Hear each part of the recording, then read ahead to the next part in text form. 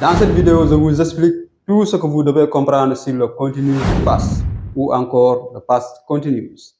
Après notre vidéo sur le simple past, aujourd'hui faisons place au past continuous.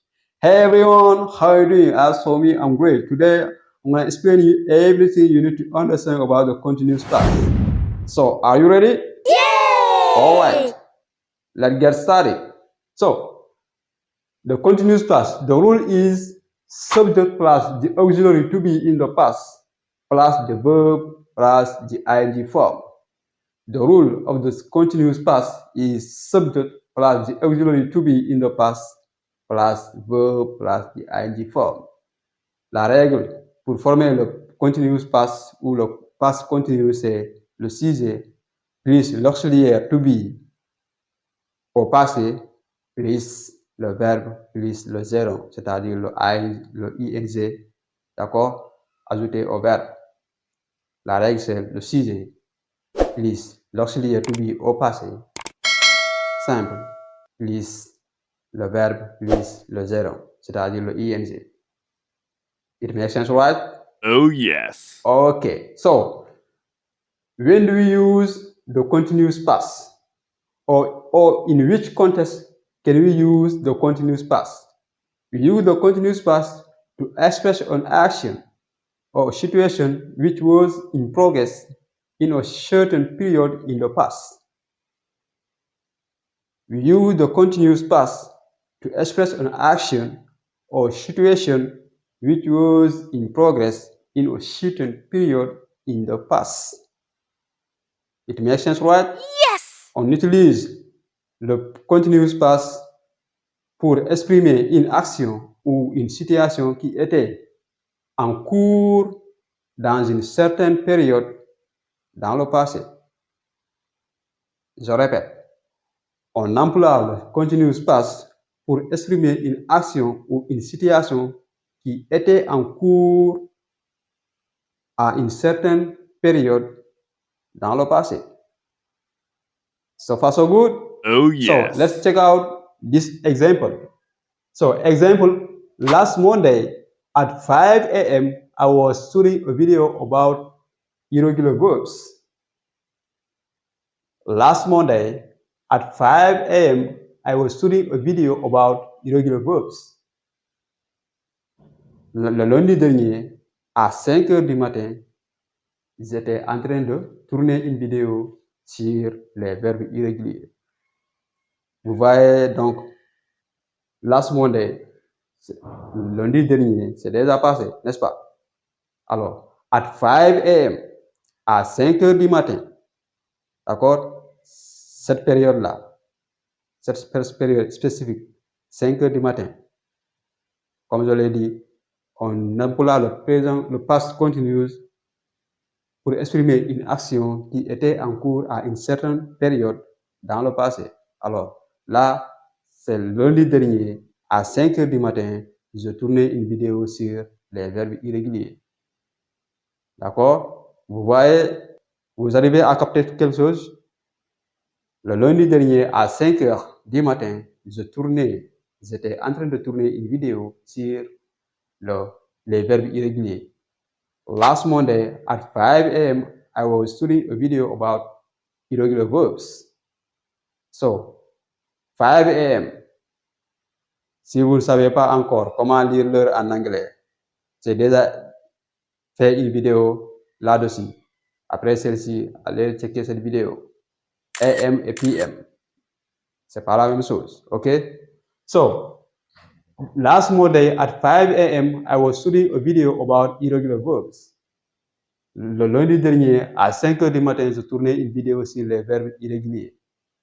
So far, so good? Oh, yes. Excellent. So, we have another situation. So, when we have two actions, both of them in the past, the first action which was in progress in the past is in the continuous past. The other one which happened when the first was in progress is in the simple past. Don't worry, I'm going to make it clear. When we have two actions in the past, the first action was which was in progress in the past is in the continuous past. When the other one, which happened when the first one was in progress, is in the simple past. Let me make it clear. Je vais rendre ça plus clair. Quand on a deux actions, toutes les deux, ou du moins, dans le passé, la première action qui était en cours dans le passé, on le conjugue au continuous past. Tandis que la seconde action qui a eu lieu pendant que l'autre était en cours se met au simple past. That's all, c'est tout. Okay? When we have two actions, both of them in the past, the first action, which was in progress in the past, is in the continuous past. The other one, which happened when the first one was in progress, is in the simple past. That's all. It makes sense, right? Yay! Good job. So let's check out this example. Example, Ida was sleeping in the living room when suddenly a strange noise woke her up. Ida was sleeping in the living room when suddenly a strange noise woke her up. Ok? Aïda dormait dans le salon quand tout à coup un bruit étrange l'a réveillée. Aïda dormait dans le salon tout à coup quand soudainement un bruit étrange l'a réveillée. Ok? Aïda was sleeping in the living room when suddenly a strange noise woke her up. Make sense, right? Yes! Excellent. Vous n'avez pas encore aimé cette vidéo, vous ne l'avez pas partagée à vos amis, et vous n'êtes pas abonné à cette chaîne, si toi là tu es nouveau. Alors, il y a 5 secondes. You have 5 seconds. Let's go. C'est bon? Thank you. So the next point is when two actions are simultaneously in progress in the past, both of them are in the continuous past. When we have two actions that happen simultaneously in the past, both of them are in the continuous past. Quand on a deux actions en cours dans le passé, toutes les deux actions se conjuguent au continuous past. Quand on a deux actions, tous les deux en cours de façon simultanée, on conjugue toutes les deux actions au continuous past. When we have two actions simultaneously in the past, both of them are in the continuous past. Quand on a deux actions simultanées dans le passé, en cours de façon simultanée dans le passé, toutes les deux actions se conjuguent au continuous past. Je répète, quand on a deux actions qui se déroulent de façon simultanée dans le passé, toutes les deux actions se conjuguent au continuous past. It makes sense, right? Yes! Okay, let's check out these two examples. The first example is they were playing soccer when my uncle was reading a newspaper.